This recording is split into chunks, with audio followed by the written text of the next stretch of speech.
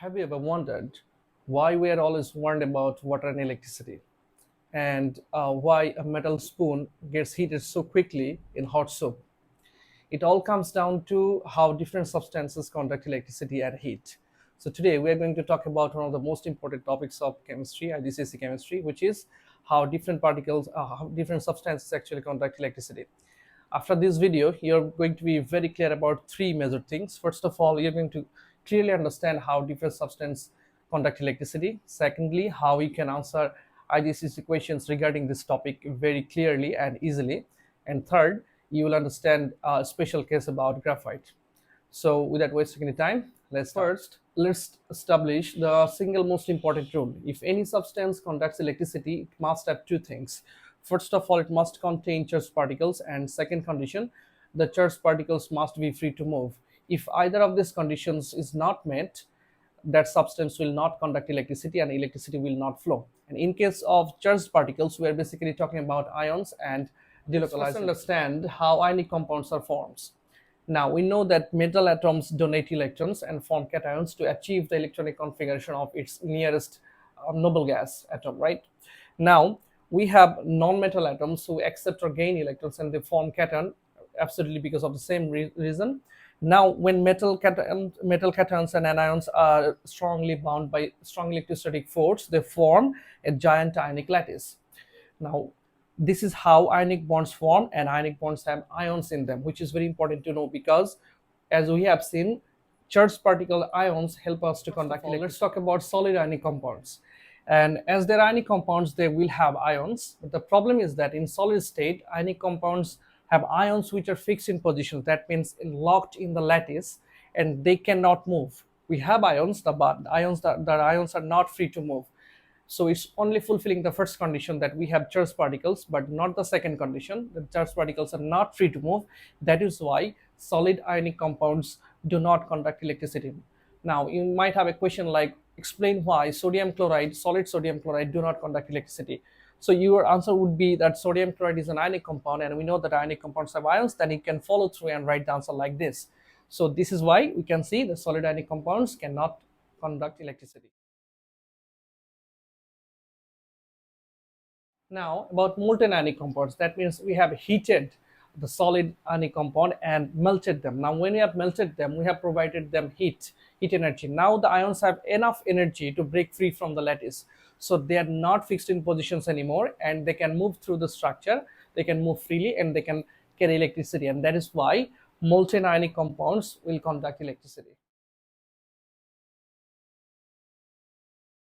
Now what if we dissolve the solid ionic compound, a solid ionic compound, in water? It becomes aqueous ionic compound, or a solution, right?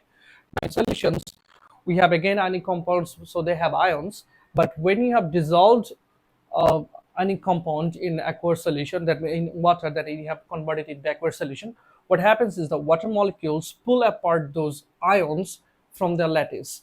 So now the ions are not fixed in positions anymore. They have been pulled apart, and now they can move freely and they can conduct electricity because they can carry electricity from one end of the structure to the other end. That is why aqueous ionic compounds will conduct electricity. So that gives us the result that solid ionic compounds, they do not conduct electricity because the ions cannot move, and molten and aqueous compounds, they can conduct electricity, though in a different way, but they have charged particles and they can move freely and they conduct electricity. Now let's talk about the electrical conductivity of covalent compounds. And we know that in covalent compounds, non-metal atoms share electrons and fulfill their octet duet, and covalent compounds are formed. Now these shared pairs of electrons are attracted to the nuclei by strong electrostatic force. So there are no charged particles and no delocalized electrons. And the first rule we had was that a substance must have charged particles to conduct electricity, and the first rule is not met. So covalent compounds actually do not conduct electricity, and they are non-conductors.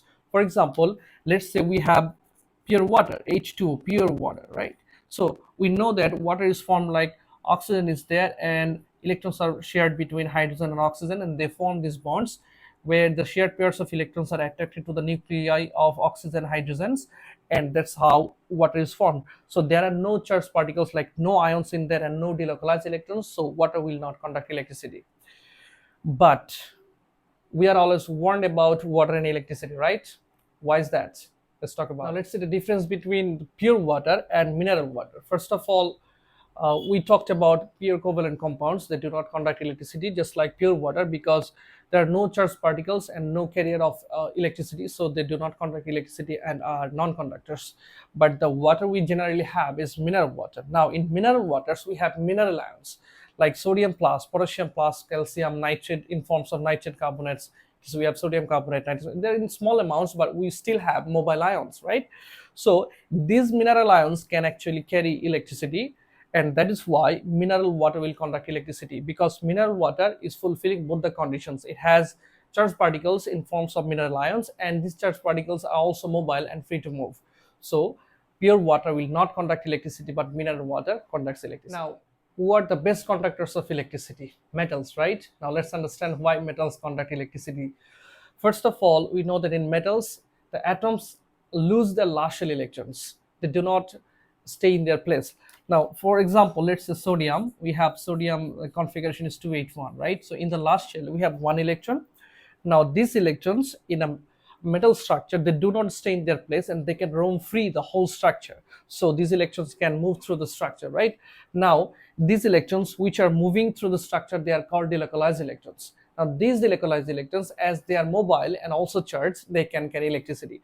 Now if let's say in a structure, a piece of sodium, let's say we have 1 million of sodium atoms, right? In for 1 million of sodium atom we have 1 million delocalized electron, displaced electrons from their orbit. Now these displaced electrons are moving throughout the structure, so it's very easy for them to carry electricity. That is why metals are so much good conductor. Now let's talk about graphite. You know that graphite is a form of carbon, right? And lots of carbon atoms come together and they form covalent bonds and form graphite. But we know that covalent bonds and covalent compounds, they do not conduct electricity. But how does graphite conduct electricity? That we have to understand. First of all, let's talk about carbon has electronic configuration of 2,4. So carbon can basically make 4 bonds, but what happens in graphite is one carbon, let's say this carbon is basically bonded to 3 carbons, and all these carbon atoms are bonded to 3 other carbon atoms. That means the last electron is not bonded to anyone else. Okay, it's not participating in bonding with any other carbon atom. So this electron is free, and we know that these electrons are called delocalized electrons. Now these delocalized electrons can move through the structure and they can carry electricity. So this is how we can answer the question. First of all, one carbon atom is bonded to 3 other carbon atoms in a graphite because it's a hexagonal structure. Now so one electron from each of the carbon atom is free and they can move through the structure, and these delocalized electrons, we know they are called delocalized electrons, can carry electricity. That is why even after being covalent bonded carbon atoms in there, still graphite conducts electricity because of the delocalized electrons. Now I have to mention that diamond is also a form of carbon, but diamond doesn't conduct electricity. Why? Because of the same reason, but in a different way. In diamond, one carbon is bonded to 4 other carbon atoms. That means one carbon atom using all its last shell electrons to bond with different carbon atoms. So there are no free electrons, so no one to carry electricity. That is why graphite conducts electricity, but diamond doesn't. I hope that the topic electrical conductivity is cleared up for you now.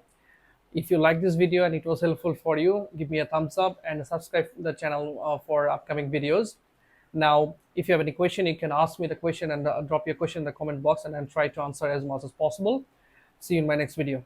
Thank you.